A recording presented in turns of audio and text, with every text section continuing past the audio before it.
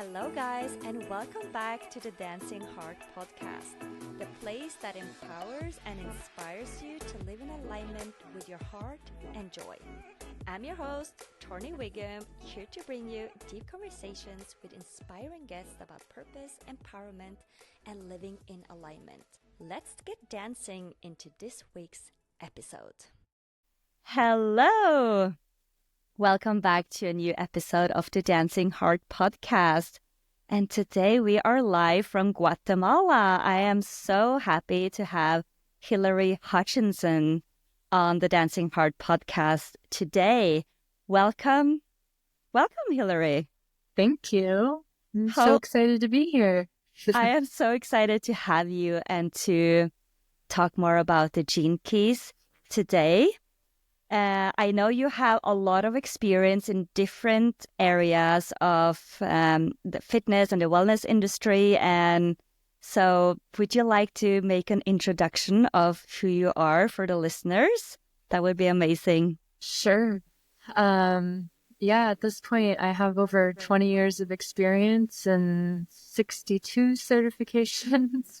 And so I feel like my first decade in the industry was all about the physical body. It was all learning about personal training and Pilates and group fitness classes and nutrition and really like very physical focused.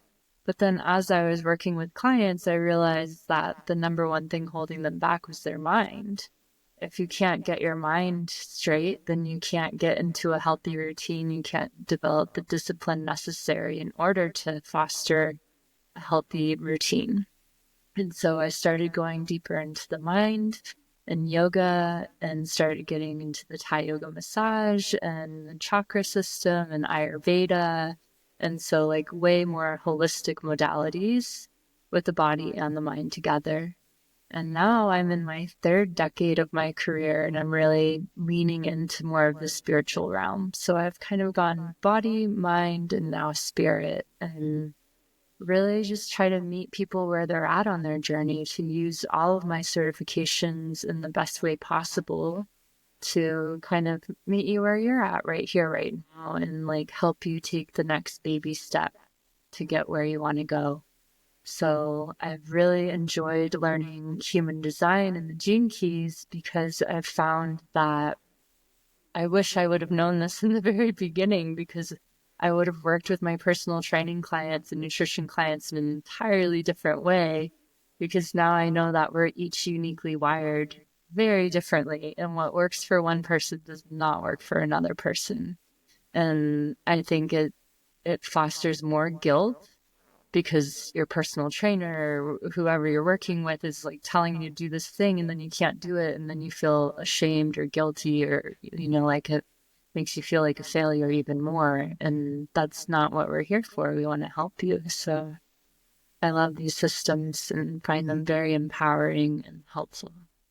Amazing. Wow. So you are on your third decade in this industry and in with everything that you have done. Like, I am here with an expert today, guys. That's for sure. So before we dive into the episode, I always ask my guests this question, and that is, what makes your heart dance today? It's funny, we were just talking yesterday about your zone of genius. And I feel like with everything I do, I get to live this life that I'm always in the flow state, like doing what lights me up and brings me joy. And so being able to share the Gene Keys with you today is what makes me dance and joy. I love it. That's what it's all about, the Dancing Heart too. It's like connecting to your heart and share from the place of joy and purpose. Yeah. And it's so nice to hear the birds in the background. I see the sun is about to like rise from the lake. Wow, look at that.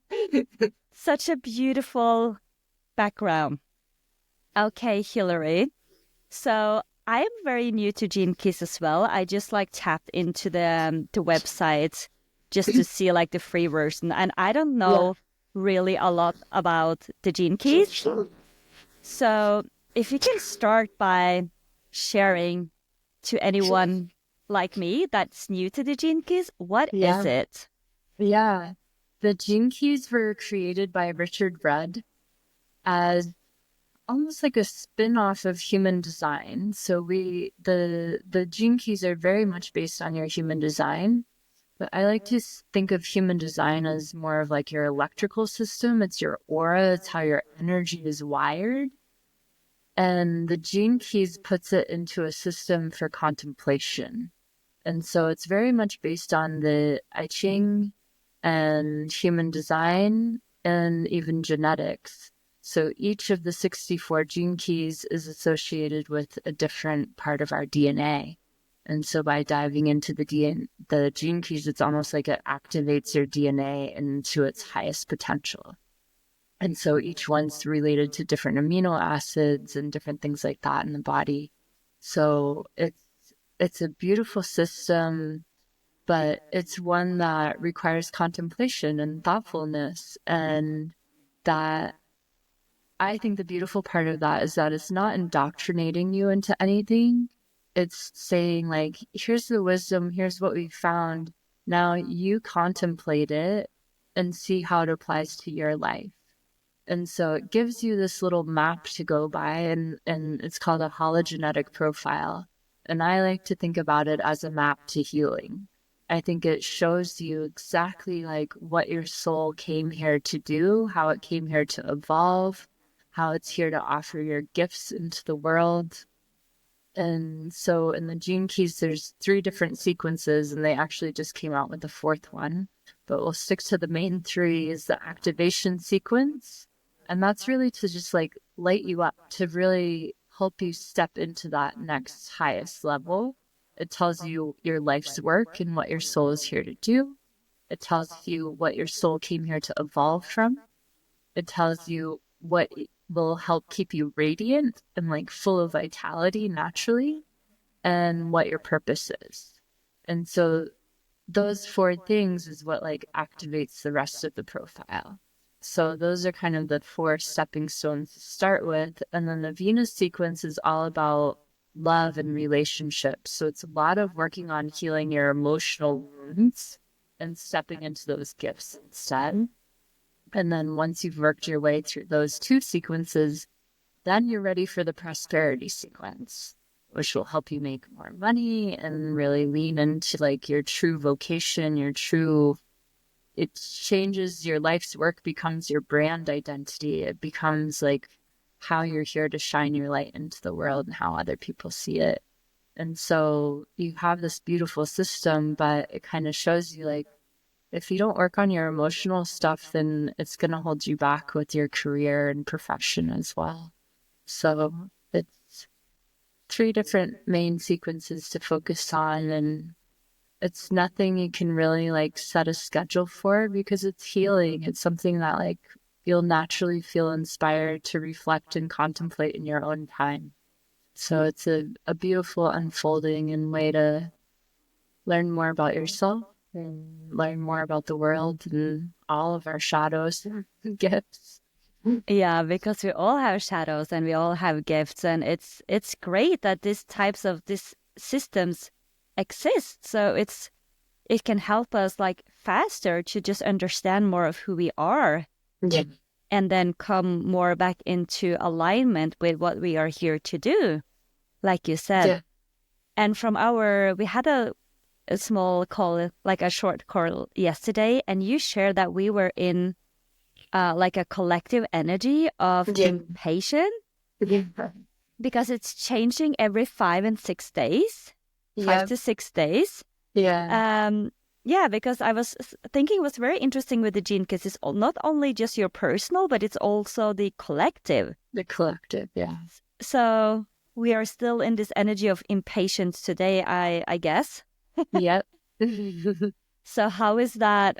How can you work with those types of these types of information? Well, that's how I like to work with some of my clients, is like we have a group program that we go through the transits each week. So we learn about that specific gene key that week. And it's a way to kind of brace yourself for the collective energy. So right now, knowing that the collective is in this energy of impatience, and ultimately we hope everyone could be in the gift of patience, but as a collective, we're in the shadows. We live more from our ego brain, which is based around fear. And the ego is trying to keep us safe, but like we're not being chased by tigers anymore. We don't need to live in so much fear as we used to. So understanding that as a collective, everyone's going to be working through this shadow of impatience this week. And so being aware of that can help you recognize what's going on around you, to have more patience with yourself, to have more patience with others, and to just recognize that like that's the energy that's at play this week. It can help you step into your own gifts and get to understand that like impatience is teaching you patience, and patience is teaching you surrender. Patience is teaching you that you have to have faith in divine timing, and that everything is working its way out in its own time.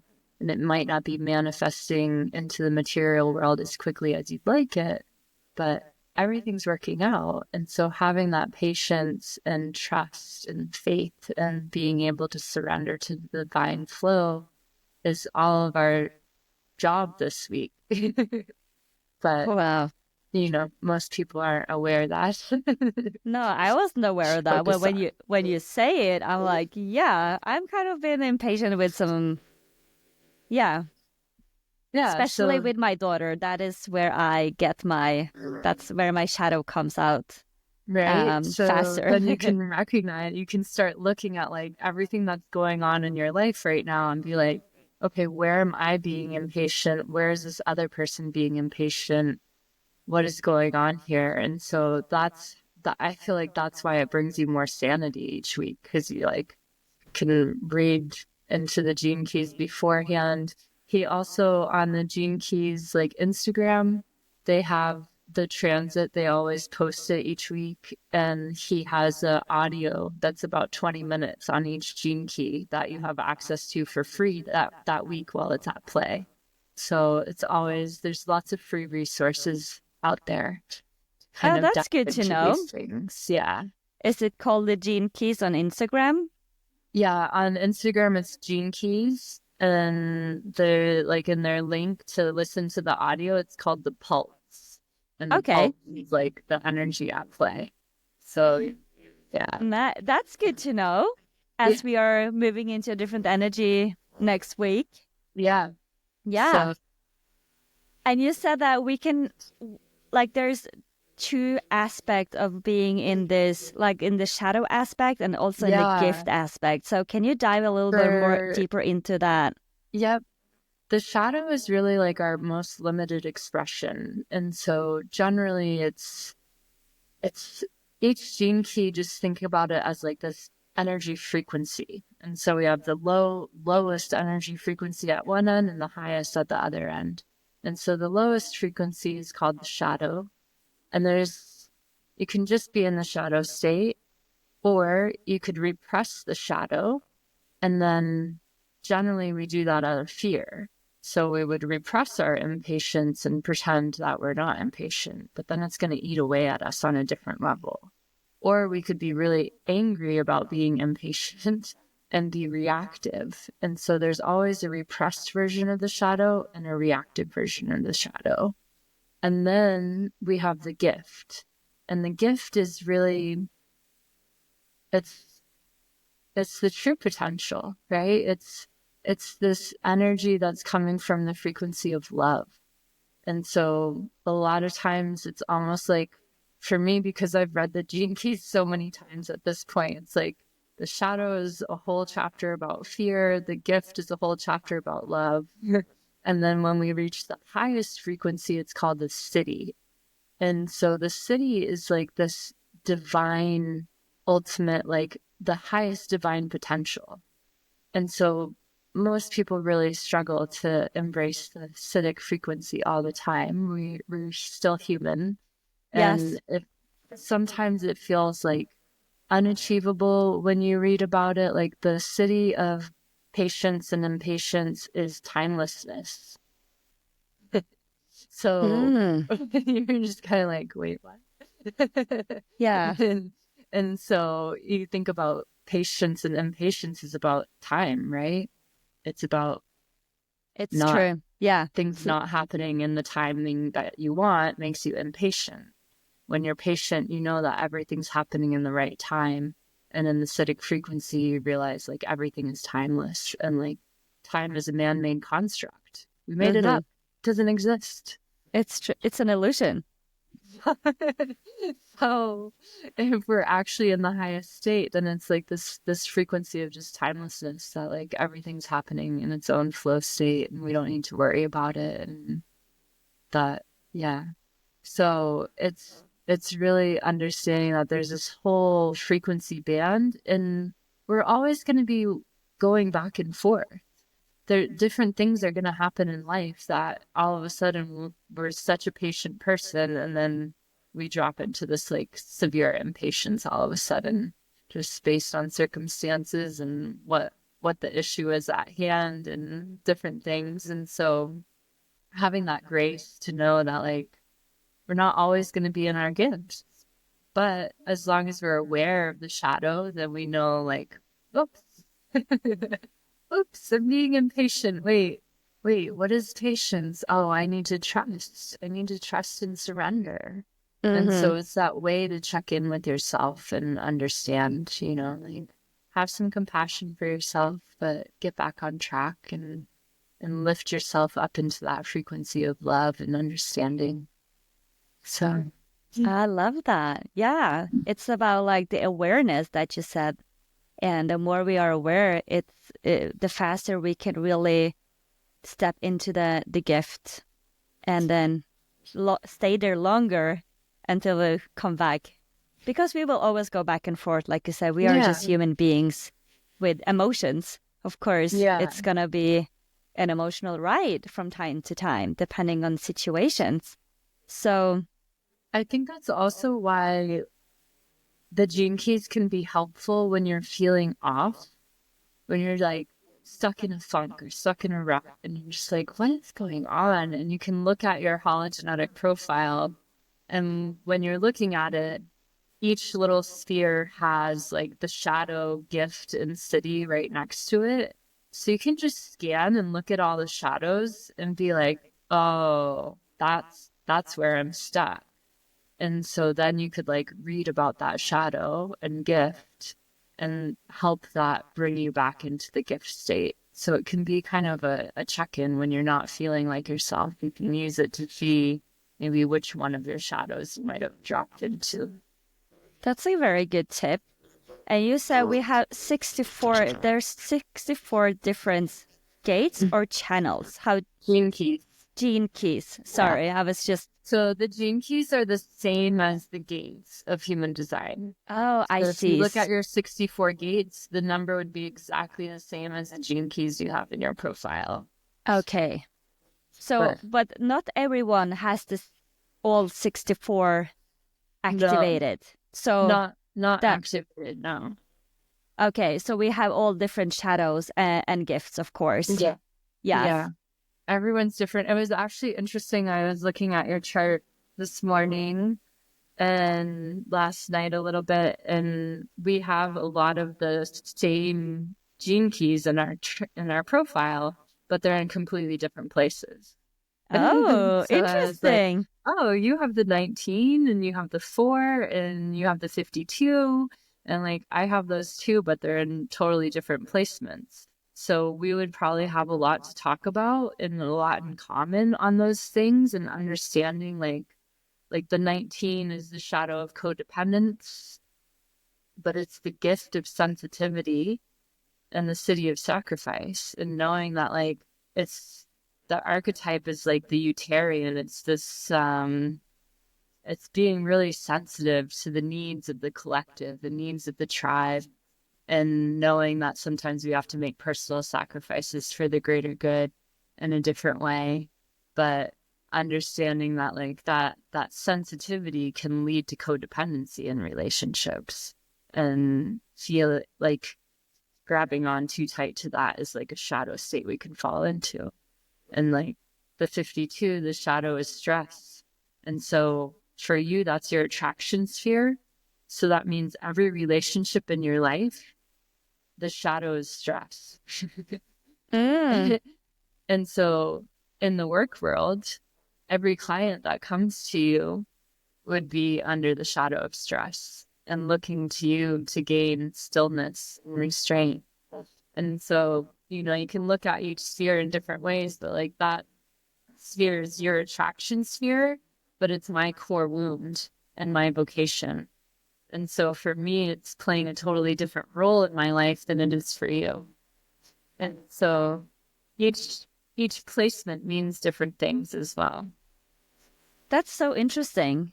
And thank you so much for taking your time to look into my chart as well and for explaining this. I resonate with everything that you sent me that I was reading. Yeah. And it's funny that, hey, that's probably why you are feeling called to do a podcast. I know. It's like, wow, an open throat sender wants to do a podcast. Like that must be so challenging because you don't have consistent energy in your throat, you know, like it comes and it goes and it's different based on who you're around. And the open throat has so much pressure to speak, but doesn't always have the energy to speak. Yeah. But yet your life's work is a gate that's in the throat center. And so it would make sense that that gate is so strong within you that it's giving you the voice to speak up. Yeah, that's been something.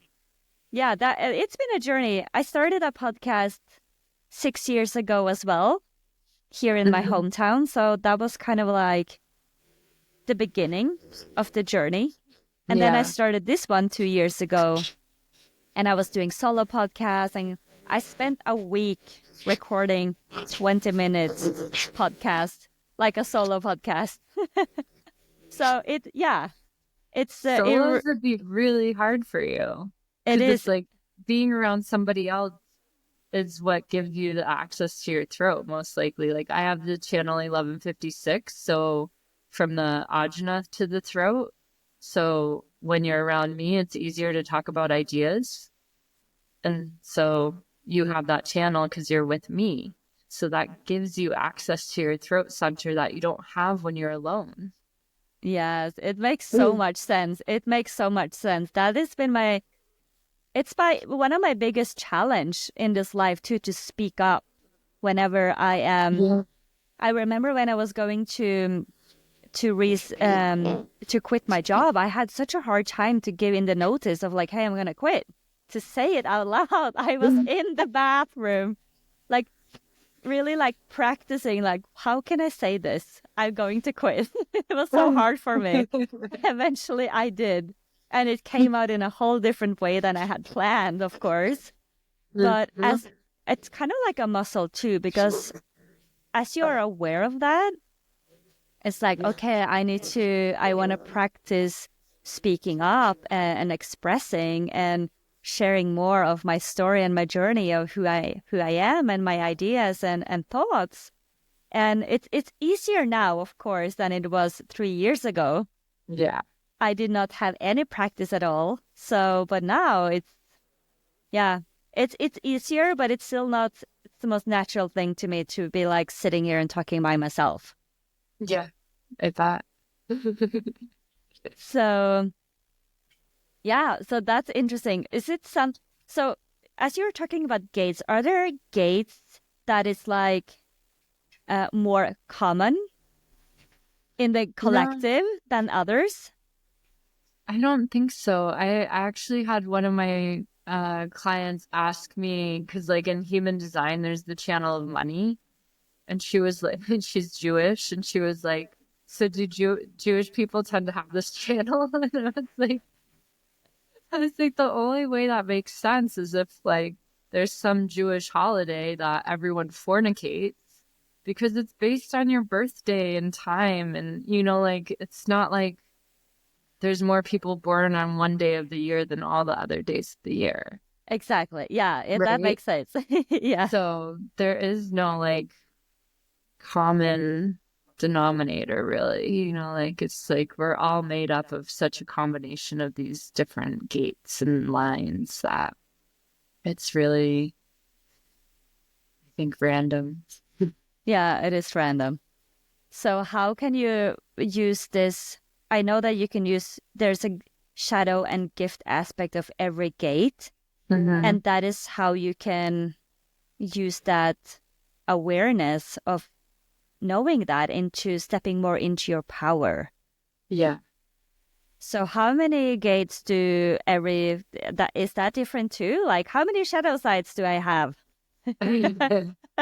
This has been a tricky one because as we've been going through the transits, it's really interesting because in the human design world, you know, you have all the gates on each side of your chart in the red and the black. And sometimes you may have like 2 or 3 different planets in the same gate, which would mean you'd have less shadows in a way to deal with than somebody else. Like for you, your culture sphere and your pearl were both in gate 19. And so that means that gate 19 would be a more prevalent theme in your life, but it's almost like you have one less shadow to factor in and contemplate because you have 2 and 1. And so the thing is, like, we're all made up of the 64 gates. They're all in our chart, right? So they're all there. They're just dormant and not always at play. As the sun rotates around the earth, they all come into play. As the moon changes, they all come into play. So every planet, as it's transiting around its orbit, is bringing those different gates into play and like opening up that aspect of ourselves. So ultimately, we really do have all 64 gene keys and all 64 gates. But we've been having like some discussions around this because sometimes you'll read about a gene key or a gate that's not in your profile and it won't resonate at all. And you're just kind of like, yeah, that's not like a theme in my life. Like, I don't really, it's like the words don't even vibe with you. You lose interest. You like kind of just skim through the pages and you're like, yeah, I'm good with that one. Yeah, it But then doesn't there's, sparks me any joy. Like it doesn't do yeah, anything to me. Yeah, yeah. I know And that then feeling. there's other ones that you don't have in your chart that you can feel like you're totally in the gift of. And that maybe that was a thing in your past life that you already conquered. And in this life, you don't have to deal with it. But then there's other ones you'll read about and you're like, yeah, I'm in the shadows there. And so it's really, I haven't quite figured out the dormant gates in our profile and like what that's all about. Because some of them will still resonate and some of them don't. Some were in the gifts and some were in the shadows. So I look at it as a way of like deeper self understanding. You know, like whether it's in your chart or not in your chart, it's still a way to understand yourself if it's resonating, if it's you know, if it's hitting home with your heart and like you feel it. I always have the philosophy of like take what you need and leave the rest. Yeah, that's what I So do too. Use it as yeah, a tool for empowerment. If it doesn't light you up, just it don't yeah, let look it at it. go. Let it go. Yeah. Find And something else that's that what I find the resonates. beauty is like it doesn't matter what religion you follow. It doesn't matter like if you're atheist or not. Like this is still a system that can be helpful and it doesn't require you to believe in anything. Just like human design is an experiment. They call it the human design experiment. It's like, hey, test this out. If it makes your life easier, awesome. If you don't like it, forget it.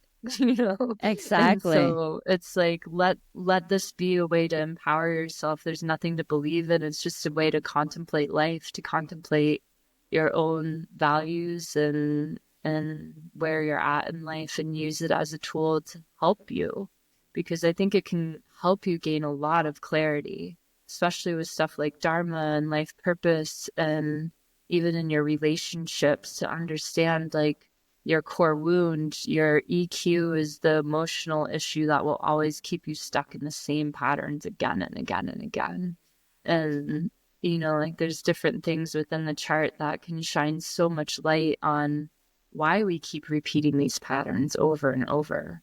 And so many people feel stuck with those things. They're like, I keep dating the same guy over and over, like, and it's like, well, So you where have should I some look? healing work to do. Yeah, where should I look at? Because I think patterns, like breaking out of pattern, can sometimes be even more painful. It can even be more painful than to stay in the same pattern because it feels so like new to the body and to the system. Yeah. So talking about patterns, and you said you mentioned core wound. Yeah. Is that something that everybody like has in according to the gene keys? Is there According to one? the gene keys, and when you look at the free profile on the gene keys, it's on there. They title it the vocation sphere. It in the Venus sequence, it's your core wound. When you get to the prosperity sequence, the pearl sequence, then it becomes your vocation. So it starts off as something that they say that forms while you're in the womb of your mother. So it's forming while you're in gestation. It's something you have no control over. It's not anything that happened to you in like this life exactly. It's something that's just always been there at your core, like as the fetus was forming. And it's something that is always, I feel like it always comes back. It always resurfaces again and again in your life as a pattern. And once you understand the gift side of it, then it becomes your vocation. Then it becomes something you help other people with. And so it's sort of, that's why it's both in the Venus sequence and the Pearl sequence. It's an emotional wound to conquer, and then you can help make it into part of your vocation and what helps you become very prosperous and abundant. And so it's something that is an important one to definitely look at, because it can help give you clarity on like, what is it that you're here to heal, and what is it that you're here to help the world with? Yeah, so you can use me as an example because you wrote that out. I don't have the exact words. Just to give an example. Yeah. So yours is gene key 33. And so that is found in the throat center, like I said. In the human design world, like they describe this as like the storyteller. And when you have this gate in your chart, people tend to come to you and just dump on you. They will tell you stories that they're like, wow, I've never told anyone that before. They'll like sit down at a coffee shop and just all of a sudden start talking to you. Like this gate attracts people to tell you their stories.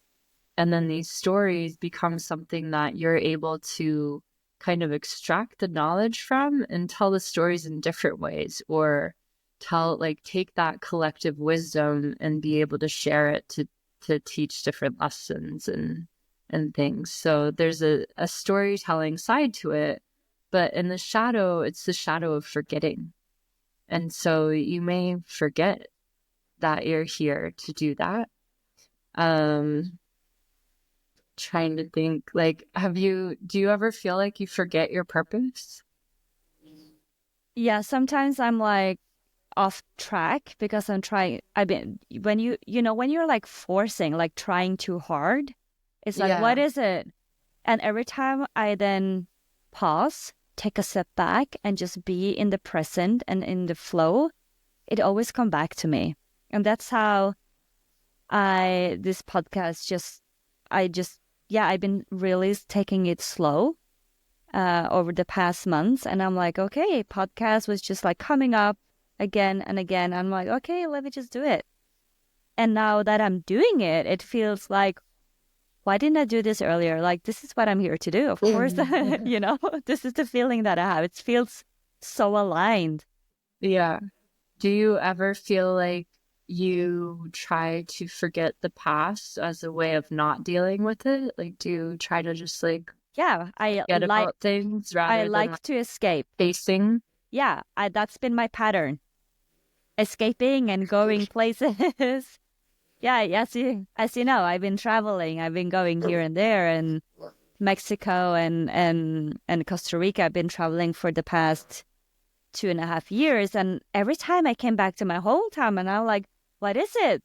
What is it that I have to solve here? Because it seems like I keep coming back here for a reason. And I couldn't just figure out the reason until I had a reading with someone that I've been going to for some years, and she gave me some valuable insight. She's like, there is something that you have to heal. There is something there within your relationships with your family. And I was like, is there more to heal? Like, I don't want to do that anymore. I've been doing so much work. But sometimes it's just like this small shift of perspective. Yeah. And then it just shifts, like, it can be like 1 degree. And then you're back on your path. It doesn't have to be a lot, even though it felt like a lot when I heard that. I was like, I just want to reject this information and go. That was my instinct.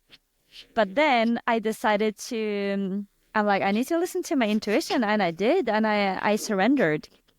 And she's like, once you find the key, like you come home. So that's been my process over the past months right now. So yeah, I'm not escaping anymore. Yeah. And I was like, yeah, I'm breaking this pattern. Yeah. And finally. That's the gift. The gift of this is mindfulness. It's about being mindful. And, you know, in the context of like storytelling, it's like being mindful of all of these stories that people share with you, and being mindful of the collective journey, and being able to like hold space for other people as they're working through their issues and sharing their stories, and offering profound understanding and guidance, that you are being mindful of the words they say, the stories they share, and that you're able to like basically channel that into wisdom to share with them. Yeah. And so I feel like with the podcasts and everything, that's also part of what you're doing, is, you know, taking maybe the stories of all the people you interview and like sharing that with the world in a different way. Yeah. You know? Yeah, I love doing this. So yeah, thank you. And so the next step of, you said that first is the vocation, and what is like the highest potential of that gate? Because you said it's revelation. Okay. So think about like when somebody's, for me, revelation is like that aha moment, right? It's like that moment someone's telling you a story, and then all of a sudden you're like, I know exactly what they need to hear, or I know exactly what like it's having this like revelation of insight that like the past, the present, the future is all one unified truth, and that you're able to like really, it's that step beyond mindfulness. It's like where all the insights come, that you can, it's like it's not the intellectual knowing, it's that higher knowing. Yeah, I understand what you mean. Right. So when you can like be in that energy, that's when you're like in that highest potential. In that acidic state. Yeah. Oh. That divine potential. Yeah. So everyone that wants to, that is also, this core wound is also tied to the purpose, isn't it? When you can transmute that into the gift. So so that's what people want to look at in their gene keys, is the core wound. Yeah. Is that what you look at first? And then No, I mean, you start with the activation sequence. So that's like the life's work is the first. And the life's work sphere is the first sphere. Also, like when you're looking at your human design chart, that's your sun. And so they say your sun is really like 70% of your personality, your conscious sun. And that's really like the way you're here to offer your gifts to the world.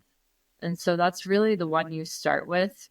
And it's the sphere that we end with, because the life's work becomes the brand and the prosperity sequence. So that sphere is like the most important one to start with. But it's one of those things that it's like Richard Rudd really guides to go through the activation sequence first, then the Venus sequence, then the Pearl sequence. but you can always start wherever. Like, there is no prescription. There is no, this is the way it has to be done. He's just like, if you do it this way, it unlocks your DNA in a certain way that like each one is preparing you for the next one up. But I find you can just go exactly where you need to go. When I had a severe illness for 5 years and was really struggling and learned all these medical aromatherapy protocols at that time, and found it really interesting that when I got certified in that aromatherapy protocol, they said, if all else fails, the medical, like all the symptoms aren't really relieving, like you're not making progress, then do the forgiveness protocol. And so once I learned about it, I talked to my doctor. I was like, I don't know, there's so many protocols that fit my symptoms. Like, what should I do? And he goes, I want you to start with the forgiveness protocol. And so I started with the forgiveness protocol. I did a ton of forgiveness work, like as part of my healing journey, and then learned about the gene keys, and my attraction sphere is forgiveness. Oh, wow. And so for me, I was like, if I would have known about this sooner, like, could I have bypassed all of that work and effort and like gone about it differently, or, known about it sooner or anything, so it was just like, it was such a relevant theme in my life that like, that was one of the first gene keys I went really deep into. And that really shouldn't be until that's the sixth sphere. If I actually went in order, that would be the sixth one that I studied, not the first one that I like really dove into. So I think you can do it any way you want. Yeah. I also work with another system that they go right up the core. And so they do it in a totally different order than Richard Rudd recommends. So I think it's one that you can follow your intuition on, or you can, work with a coach like me that can, look at where you're at in life and what you need help with. And then we can figure out where the best place to start is. But exactly. I always say on the healing journey, you can let your intuition guide you. Your intuition always knows. It always knows. It's true. And like you said, you've been using Gene Keys to help you on your healing journey. And now you have this tool that you help your clients. And how is your client, what's been their biggest like revelations on working with you with the Gene Keys? Like, have they had this like aha moments, like, wow, I wish I knew this earlier? I have some clients that are in like their 70s and 60s, and they're like, why am I just learning about this now? And I'm like, because that's what your soul chose. But I feel like the biggest thing people tend to get out of it, clarity is one, but I think what changes a lot is the relationships in their life. Yeah.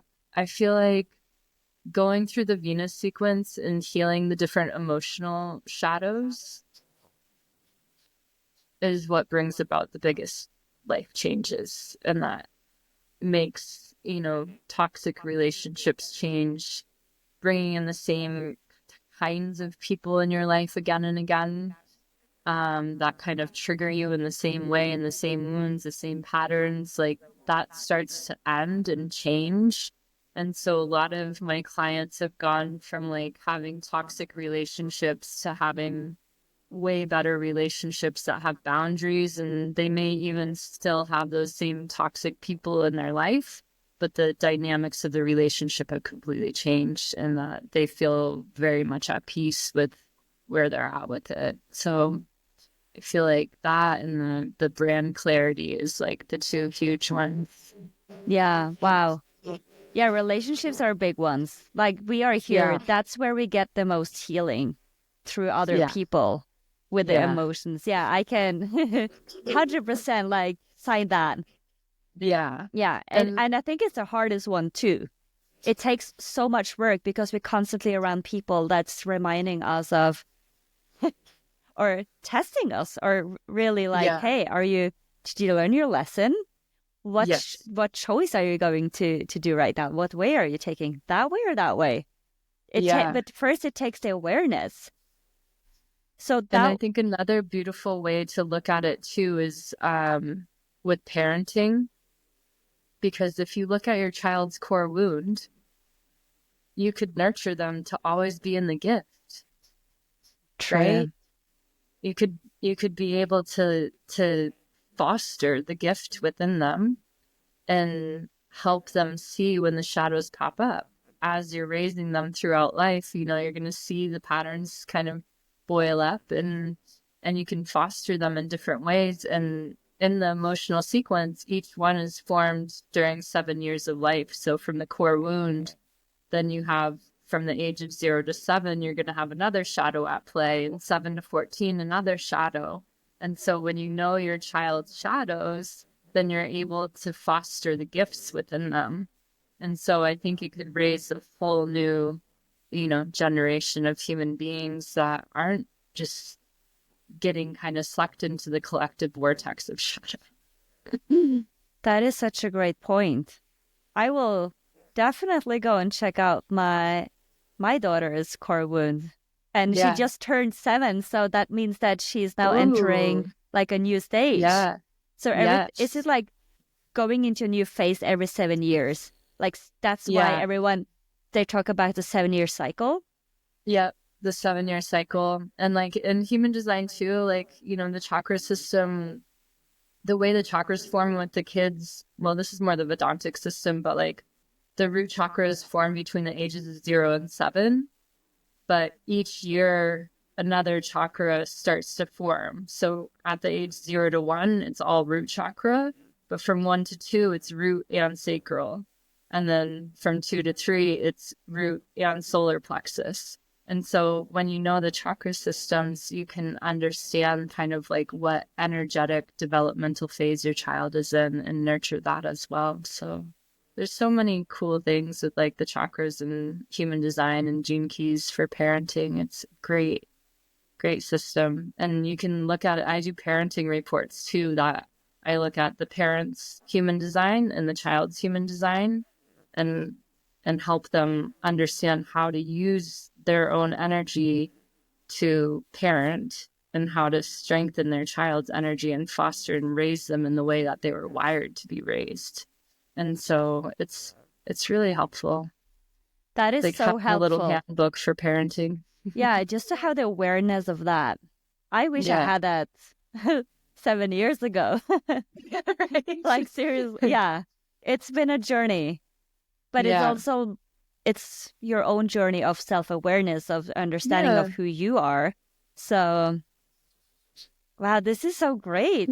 I'm definitely gonna check this out. All the parents definitely gonna recommend this. Yeah, it's as really a tool. Nice. My parents I work with really love it. It's really just very helpful and again, empowering. You know that you're doing what's right for your child. You're doing it in a way that feels good to you and not based on societal conditioning and pressure. And this is the way you're supposed to do it. It's like, no, you're a unique human being and your child is a unique human being. Like, there's no right way. It's such an important reminder that everyone is a unique human being that is, you don't have to try to fit in anywhere. You can just make your own box where you can only you fit in. Yeah. And I think that is a beautiful tool to use to like help you to transmute and to shape that box exactly how it's meant to be shaped. Yeah. Throughout your life. So, yeah, is there anything else that you like really like everybody has to know this about gene keys? I think a beautiful part of the gene keys is that like you can do it yourself. As much as I like to coach people through it, I think it's something that like you don't have to have any money. You can buy the book. If you can buy it, like you can spend $20 on the book. You can do your own thing and just read it in your own time. And it's a tool for you to use how you want. So I think let it empower you and yeah, I think it's get curious, let this plant a little seed in your head and just see how it grows. Yeah, and it will grow exactly how it's meant to throughout your life. Everything is Exactly. not supposed to happen Yeah. in this moment. You're not supposed to figure Yeah. out everything right now. It's a journey. It's a process. Yeah. Yeah. Patience. And patience, like we started with. Yes, Have patience with patience. the journey. That's what it's all about right now, right? That's what it's all about. Yes. And Hillary, if people are like, wow, this woman has so much wisdom and expertise in this field, then where can I connect with you? All my social media is Healing with Hillary. And my website is Healing with Hillary. I spell it a little funny, so maybe you can put a link somewhere. Yeah, I will put it in the show notes. I don't spell it funny. My dad chose to spell it funny. It's all good. We all have unique names. It's a part of it's a part of our experience. Yeah. Yeah. Wow, this has been great to learn more about the Gene Keys. I'm very excited to dive deeper into to understand my daughter right now, so I can understand myself better. Yeah. Amazing. Thank you so much, Hillary. You're welcome. For sharing your wisdom and for sharing everything that you have learned and how this has helped you in your journey and also your client from this abundant, beautiful place in Guatemala with the most beautiful background. And I can see the sun is like up and rising. So go out and embody the sun. Yeah. I'm ready. You're ready. Amazing. Thank you, Hillary, and thank you for tuning in to this week's episode. I hope you got some valuable insight that can help you to step more into your potential and more into your power using Gene Keys as a tool for that. And with that said, have a beautiful week, have a beautiful day. Catch me on the gram. I'm Tony Wiggum. And don't forget to share this episode with anyone that needs to hear it. And please tag me on your stories, in your posts. Have a beautiful day, and I will see you in the next episode. Ciao, ciao.